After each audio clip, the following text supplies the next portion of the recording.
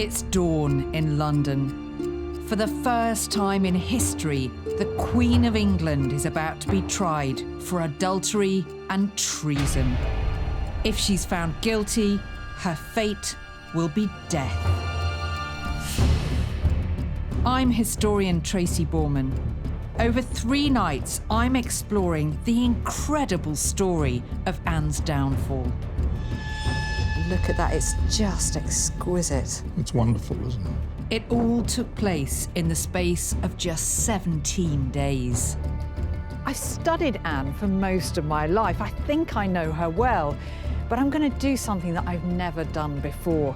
I'm going to follow in Anne's footsteps, take the journey with her hour by hour during the 3 most important days from Queen to outcast to find the truth behind her downfall. That is incredible. Can I just put it in my pocket? I'm exploring exactly what went so devastatingly wrong for Anne Boleyn. I've already investigated what happened on the day of her arrest. In this episode, I'll be tracing the events of Anne Boleyn's trial. Even by the standards of its day, it was a complete outrage. I want to find out if she stands any chance of a fair hearing, or is her fate sealed from the beginning? Can Anne possibly save herself?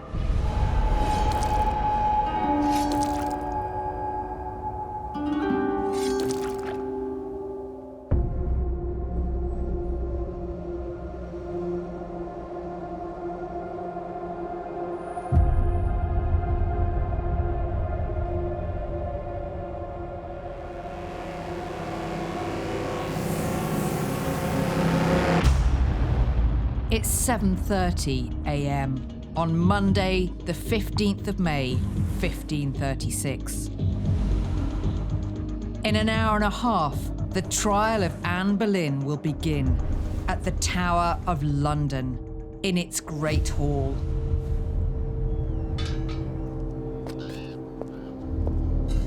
Well, we can locate the Great Hall precisely on this Tudor map. It would have stood over there on the far side of the lawn, but demolished in the 17th century or so. Sadly, we can only imagine what it must have been like.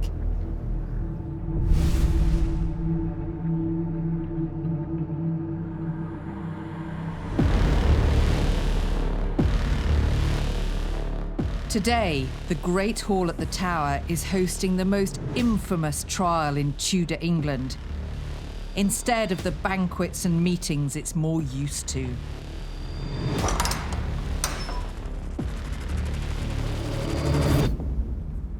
Well, you can imagine the atmosphere when everyone is gathered in the courtroom is just electric. This is the trial of one of the most famous women in Europe, and her dirty laundry is about to be aired in public. It really is the scandal of the century. Some of the most important men in the kingdom are gathering, including the architect of Anne's arrest, the king's right-hand man, Thomas Cromwell. Just 3 years ago, Cromwell masterminded Henry's marriage to Anne, hoping she'd give the king a son, but she hasn't. Cromwell and Anne are now at loggerheads, and his relationship with the king hangs by a thread. Anne must go. Anne was arrested 13 days ago. Cromwell's ensured there's little time before the trial, and to guarantee things go his way, he selected the judge and jury.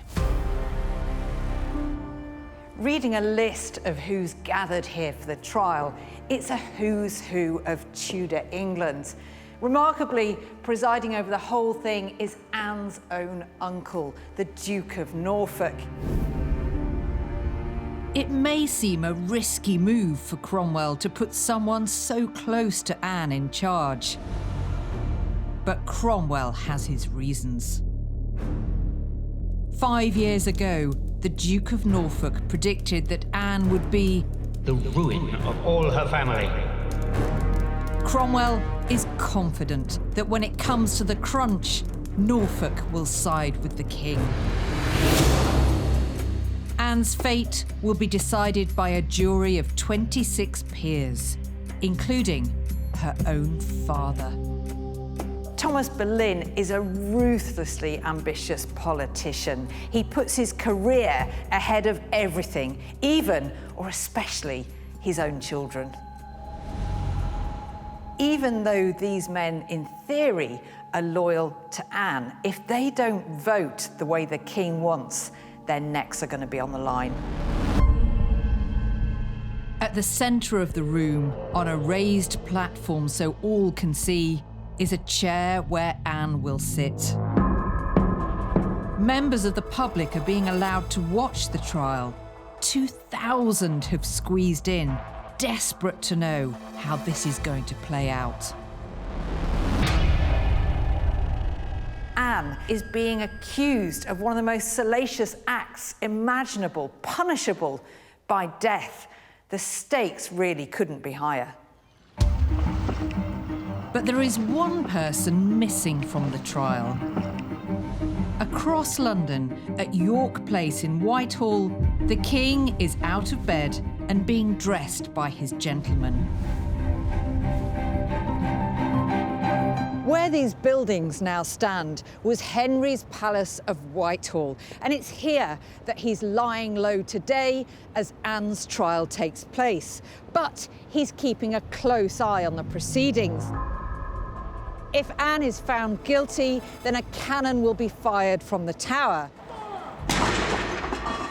And if she is out of the way, then Henry already has plans for who he's going to marry next. 1 mile down the River Thames from Whitehall, in Chelsea, is the woman who the king hopes will be his next wife, Jane Seymour. She's already being kept like a queen. Henry has been obsessed by Jane for the past few months, and the affair hasn't gone unnoticed by Anne. There are rumours recently that the king's been giving Jane priceless gifts and love letters. And on one occasion, Anne apparently spots Jane wearing a new locket and demands to see it more closely. When Jane refuses, Anne rips it from around her neck and opens the locket to find a picture of the king. She is furious. Since Anne's arrest, Jane has been kept out of sight in the countryside. As a lady-in-waiting to Anne Boleyn, her presence in court would cause gossip that he can do without. Yesterday, with Anne's trial drawing nearer, Henry orders that Jane be brought back to London to be close to him. Now she's just a mile downriver at Chelsea, where Henry can visit her secretly in the night. He assures Jane that soon all this pretense will be over.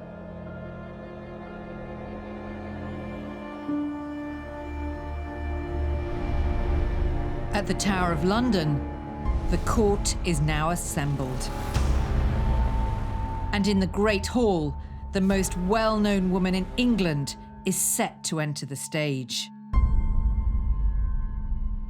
Silence is called for, and the Duke of Norfolk, Anne's uncle, remember, shouts out, "Gentlemen, jailer of the Tower, bring in your prisoner."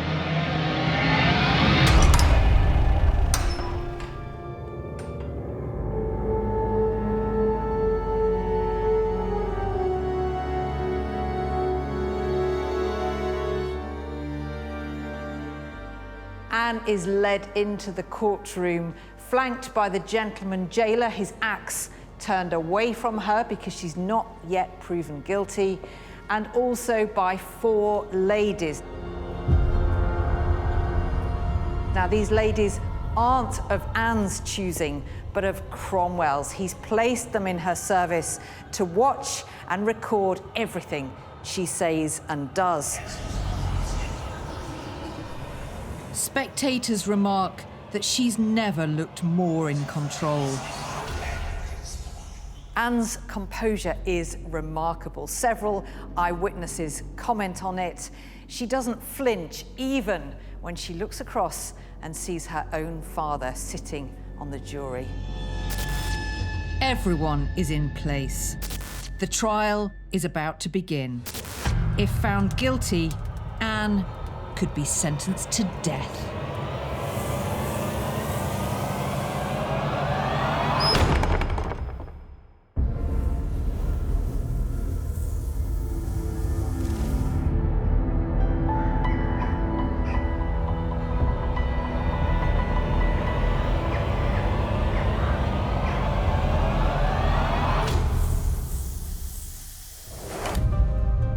The prosecution is led by Anne's arch-rival, Thomas Cromwell.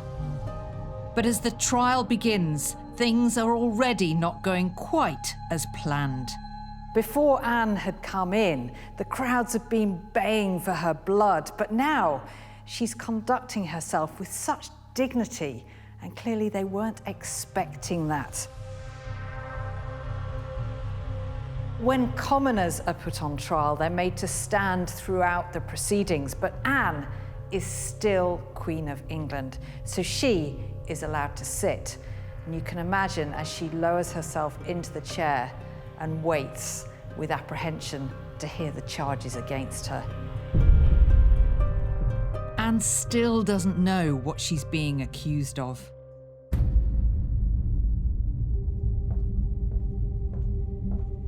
To discover the actual charges, I've come to the National Archives at Kew.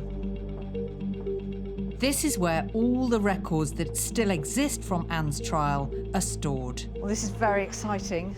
These incredible papers, in their original leather pouch, were kept in what's known as the Bag of Secrets. Oh, there actually is a bag.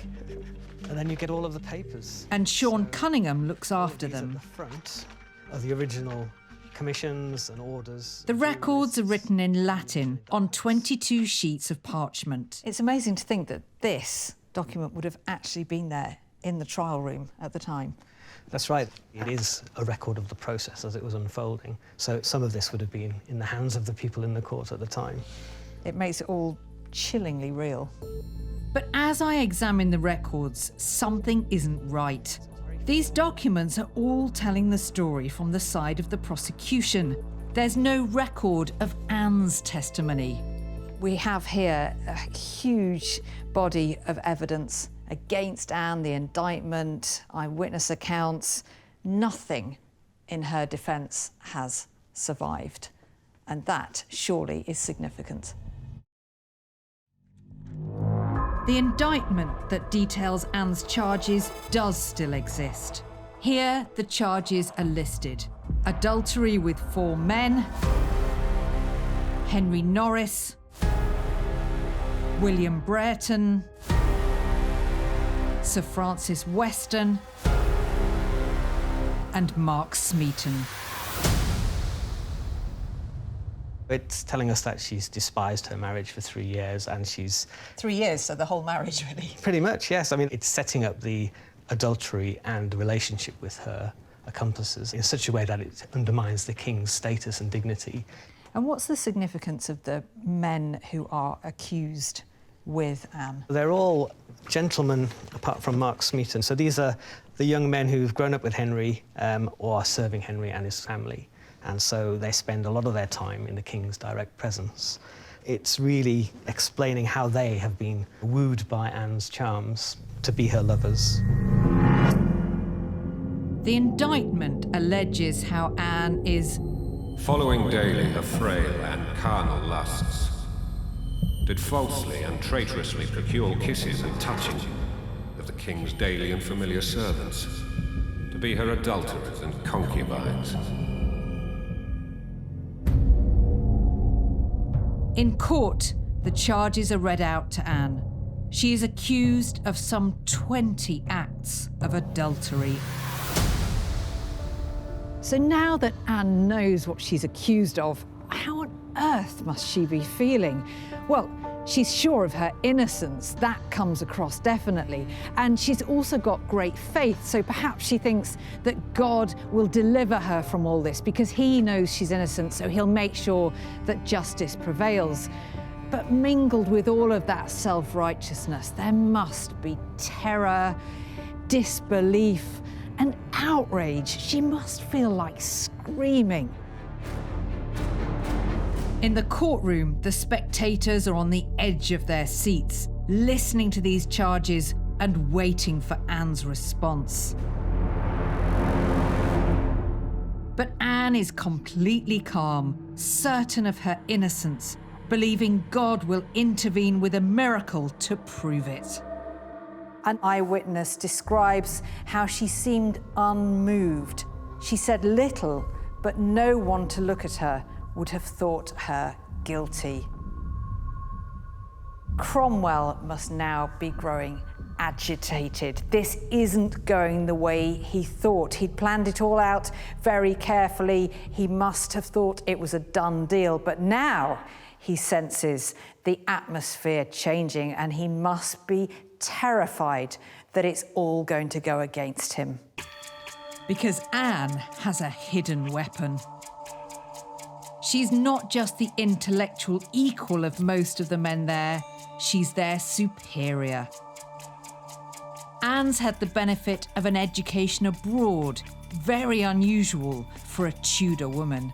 She stands apart in Henry's court as somebody who champions the role of women, the qualities of women, and her feistiness, if we can call it that, is what attracts Henry. He loves the fact she's different to all the other women in his court. Well, he loves that when she's a mistress, but when she becomes his wife, that's something else entirely, and he turns against her, at least partly for that reason.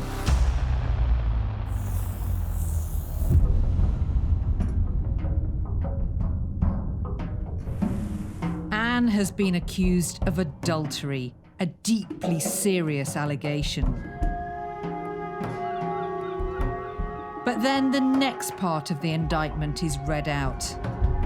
Anne is also accused of having a sexual relationship with her brother George, the crime of incest. And the records spare no details in describing the siblings' alleged affair. There's quite a lot about the carnal contact and the lusting and the secret associations of Anne and her brother. They're talking about the Queen and her brother kissing. The court records claim that Anne encouraged her brother, alluring him with her tongue in the said George's mouth, and the said George's tongue in hers, with their eyes wide open. There's allegations of diabolical sorcery. Witchcraft as well is flung at her. And lots of carnal lust. She's presented, even in the language, as someone who's not in control of her passions. To make the charge of incest stand up, Cromwell needs to provide some proof. The evidence for Anne's incest with her brother is flimsy, to say the least. All it was the fact that Anne had written to George telling him that she was pregnant. Well, that was taken to mean that the child was his. And as if the incest wasn't devastating enough, Cromwell also finds a way to really twist the knife. It all gets deeply personal because, as well as the incestuous relationship between Anne and George, it's recorded that they laughed at the king behind his back. They made fun of his clothes, of his poetry. You know, it's deeply humiliating for Henry, and it's just another nail in Anne's coffin. But to be sure this would stand up in court, Cromwell needs to find someone who can testify. In the run-up to Anne's trial, from his base in Austin Friars, in the depths of the city, Cromwell's men scoured London for juicy evidence. What they come up with is a star witness, someone who confirms the incest between Anne and George. What's remarkable about this is that the witness is George's own wife, Lady Rochford. This is a mind-blowing claim because she's incriminating her own husband. Why on earth would she do this? We know that they have an unhappy marriage. So perhaps she's jealous of just how close George is to his sister Anne. Whatever the case, it's clear she's out to get George and to bring Anne down with him.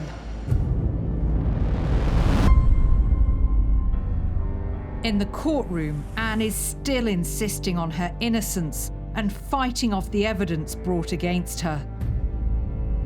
The atmosphere in the room begins to change as Anne defends herself against the charges. This is the woman who's the scandal of Christendom, called the great whore and the concubine, and yet she's conducting herself with such wisdom and discretion that people are beginning to sympathise with her. It looks like it's going to go her way.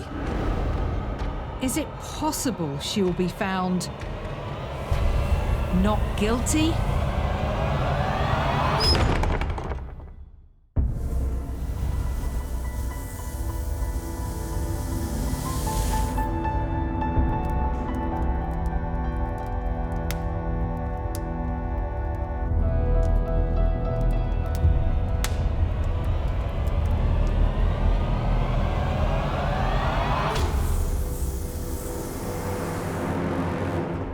Anne Boleyn, Queen of England and second wife of Henry VIII, is accused of adultery and incest. At the start of her trial, she appears to be a dead woman walking, but now the atmosphere in the courtroom is starting to change. Even her most bitter enemies are impressed by her robust defence. Can she turn it all around? The men Anne has been accused of adultery with are her husband's most trusted and intimate courtier, Henry Norris, along with William Brereton and Sir Francis Weston, all members of the King's inner circle. Worse still, it's claimed she committed incest with her brother, George Boleyn. But Mark Smeaton, the fifth man accused, is of a much lower status. He's a simple court musician. 15 days ago, at Thomas Cromwell's house in Austin Friars, Smeaton was interrogated for 24 hours.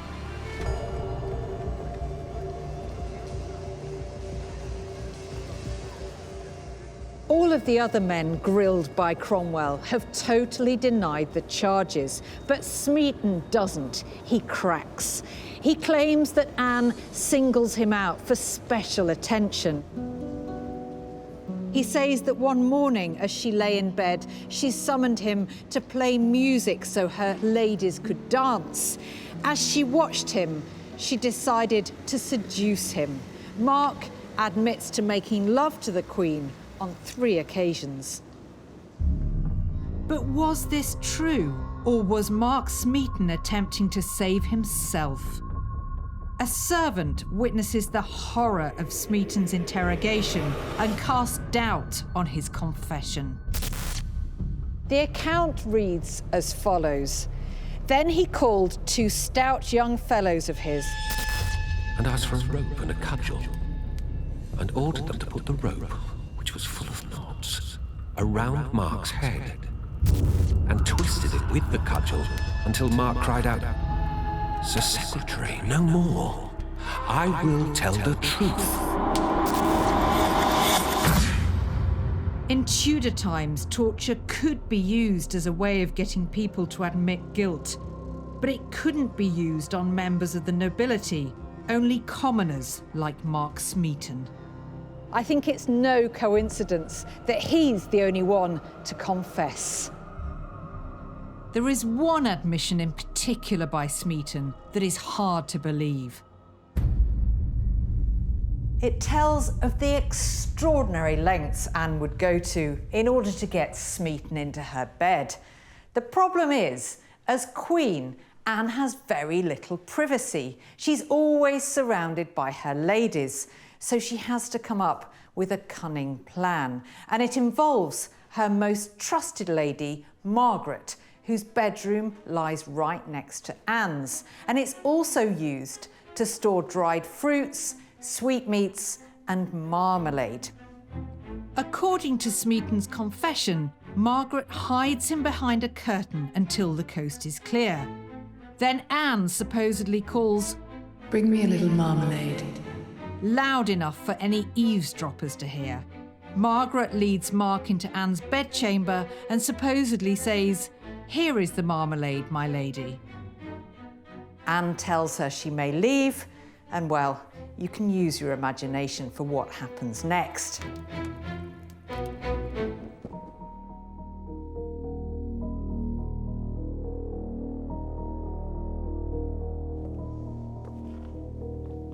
It's interesting to reflect on the likelihood of these charges, because it's almost certain that Anne did flirt with the men at court, but then she'd been schooled in the art of what's known as courtly love.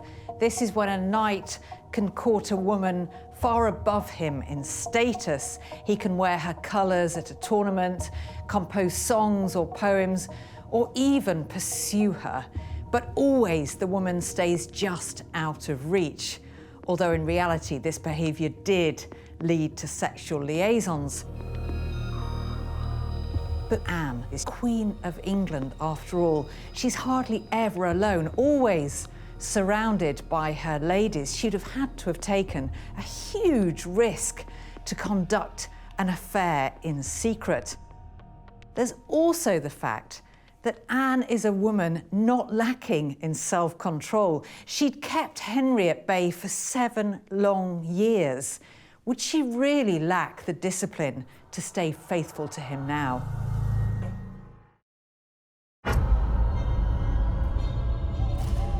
While all the charges of sexual liaison, even incest, might make Anne look like a scheming and lustful woman, would there be enough to get rid of her completely? Adultery was usually a crime for the church courts that would have seen the guilty woman exiled to a convent. But Henry wanted Anne gone permanently. So adultery wouldn't have been enough on its own to end Anne's life? It would have made Henry very cross, and it made him look incompetent to the nation, which obviously he doesn't want to do. But something more formal and damaging has to be the final charge. To ensure that Anne was disposed of forever, Cromwell had to engineer a charge that was far more serious. And he cooked up the most serious charge of all, that Anne had been plotting the death of the king, an act of high treason. Henry is a very paranoid king by this time, so it would be easy to convince him that there's a plot afoot from amongst his gentlemen.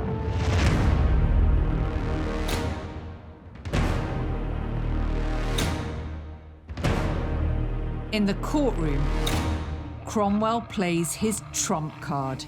He declares his discovery that Anne has plotted the death of the king.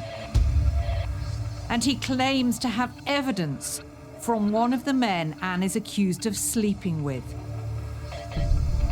Henry Norris. Apparently, a couple of weeks before, Anne had quarrelled with Henry Norris.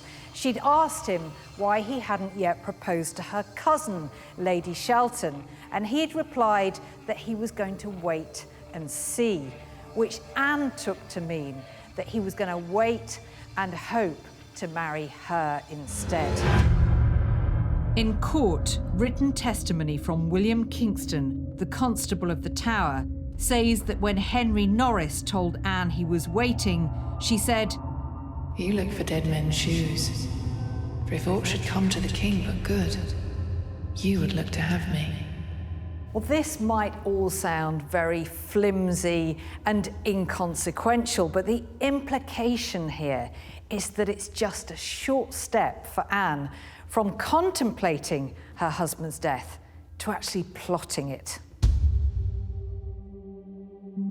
Cromwell has pulled off a masterstroke. Treason is as serious as it gets. It's the ultimate crime, and it's punishable only by death.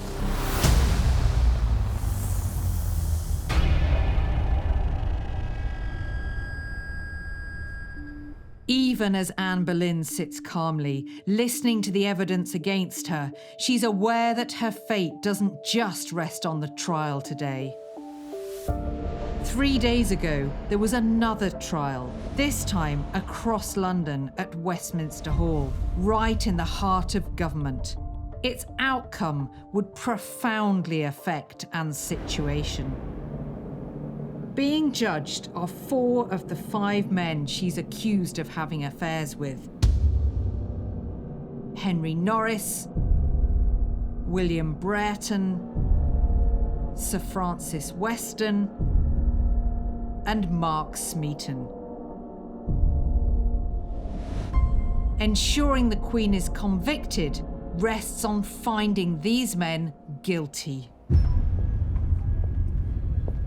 The men were brought here by barge from the Tower to Westminster Hall. Well, today it's part of the Houses of Parliament, but then it was one of the most important law courts in the kingdom. There are no surviving official records of the trial, only eyewitness accounts. Well, you have to imagine that this ancient hall is crowded with people, lining the walls on either side, courtiers, the jury, of course, and the men are led into the centre where they stand. You can imagine them gazing nervously around, and their hearts must have sank as they saw all those hostile faces staring at them. The men stand to hear the charges. Well, we have here a record of the attainder that's read out against the men, and it says they had violated and had carnal knowledge of the said Queen, each person at different times. Like the Queen, they have no witnesses testifying for them. They are only allowed to declare their guilt or their innocence. They all say not guilty, except one. Mark Smeaton confesses that he had, quote, carnal knowledge of the Queen 3 times. The Lord Chancellor then reads out the sentence. They are to be publicly hanged, drawn, and quartered. Their members cut off and burnt before them. Their executions are postponed until after the verdict of Anne's trial. Instead, they are returned to the Tower of London to await their fate. There are no records as to where the condemned men are locked up within the Tower, but I believe there are some clues etched into the ancient stonework. As a historian and curator, I spend a lot of time in historic buildings, grand state rooms, examining archives and the like. But this gives me an absolute thrill, because graffiti like this gives you an insight into the past like none other. It really does feel like you're almost touching history. This was left behind, quite possibly, by the very men who are accused of adultery with the Queen of England. The graffiti shows a carving of a falcon, the emblem of the Boleyn family. I think this gives us a little glimpse into the state of mind of those men, if it was them who carved this, because carving Anne's symbol after they've been found guilty of adultery with her is almost like an act of defiance. They're still supporting her, even now, as they face death. As the condemned men await their sentence, just meters away in the Tower's Great Hall, Anne's trial reaches its conclusion. She's done all she can to convince the court that she deserves to go free. Now, Anne must wait for the verdict.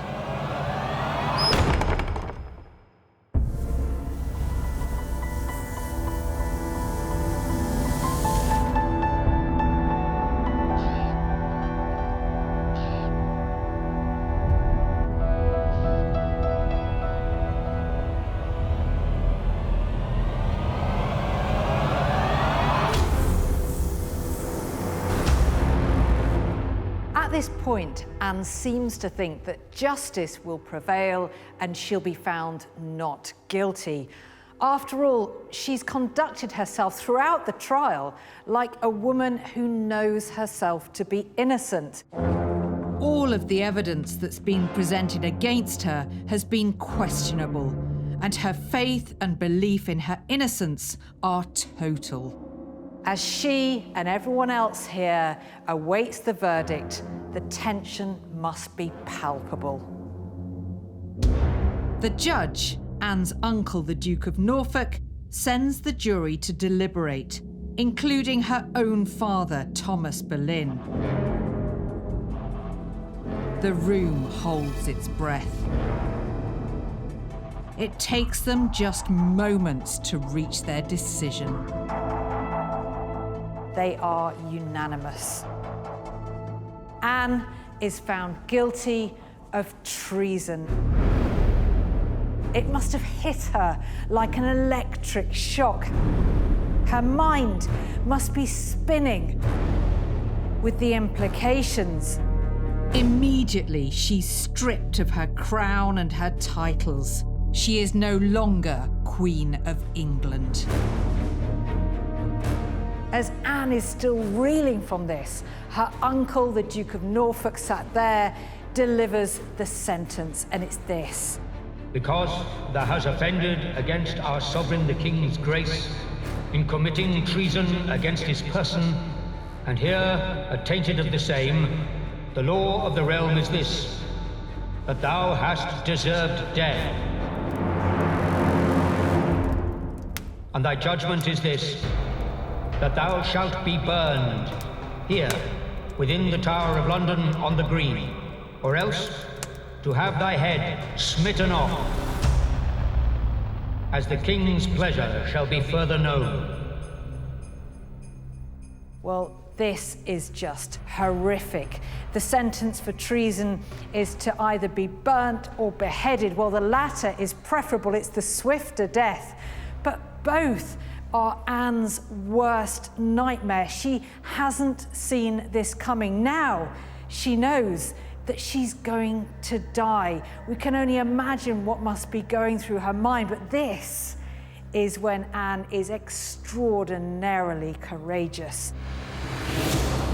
As the room erupts into chaos, Anne's composure doesn't waver for a second. Why is she so unmoved? Is it just the shock? That would be understandable.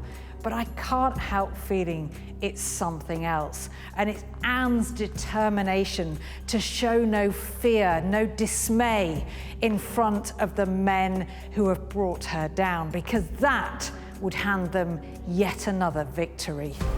Anne Boleyn has been found guilty of the most serious crime imaginable: high treason. But is her fate sealed? Surely she has the right to challenge the verdict. Lawyer Afua Hirsch has been studying Anne's case. I've never come across such a blatant unfairness. Even by the standards of its day, it was a complete outrage. Today, if you were in Anne's position and the verdict went against you, what recourse would you have? Well, the obvious thing would be an appeal. All of those things that are lacking in her first trial should have been addressed in an appeal, where an appeal judge would say, well, what exactly is the evidence? And what did the witnesses say? And it's really a check on exactly this kind of abusive process. It's almost impossible now for somebody to be convicted of the most serious sentence without an appeal. The other thing that strikes me is the trial takes place in a single day, probably a few hours, if that. The idea that something this serious could be dealt with in a few hours is absolutely abhorrent to me. So if somebody's going to die, you would want to make sure that everything has been done properly and in a fair way. But perhaps the reason for all this unfairness was the most sinister part of Anne's trial. I think the real elephant in the room is obviously King Henry VIII himself. We have a monarch who is able to directly interfere in legal proceedings, bully and intimidate witnesses, judges. And I suppose the thing that explains all of this blatant unfairness is the fear that everyone must have had that if they didn't deliver the verdict the king wanted, they would be next. This is a trial in name only. Nothing about this meets even the most basic standards of justice. With the verdict delivered, silence descends on the courtroom. Still with incredible dignity and poise, Anne delivers a speech.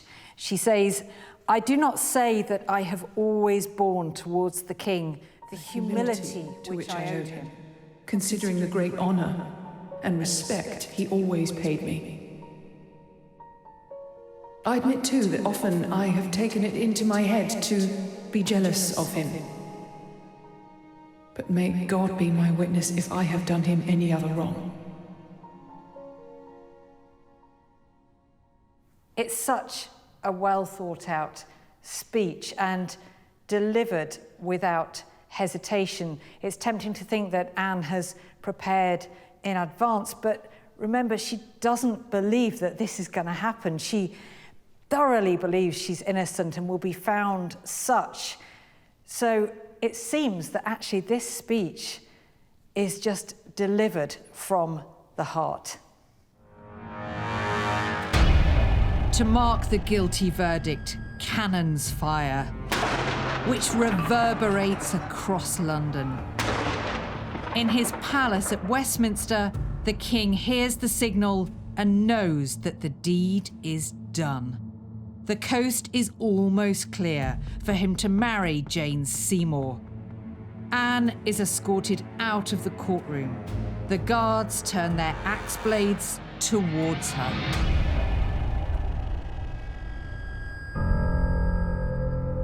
As Anne is taken back to her apartment in the Tower, her brother George Boleyn is escorted into the Great Hall for his trial.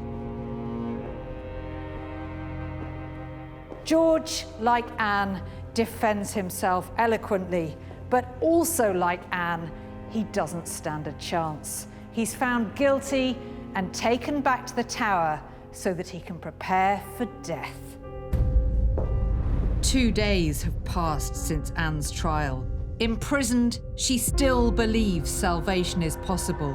But then, near the Tower, something shocking happens. Henry Norris, Mark Smeaton, William Brereton, Francis Weston and George Boleyn have been brought up there on Tower Hill for their execution. Their only crumb of comfort is that they're to be given the more merciful death of beheading, rather than the traitor's death of hanging, drawing and quartering. The first to be executed is George Boleyn because he's highest in rank. Poor Mark Smeaton is the last. By then, the block and the scaffold would have been covered in blood, and the axe would have been blunter. Well, Anne may have seen the men being led out up to Tower Hill for their execution, and she may be watching now as their bloodied remains are brought back. With her co-accused now dead, Anne must summon all her courage to stay strong, as she hopes and prays that the king will have mercy and grant her a last-minute reprieve.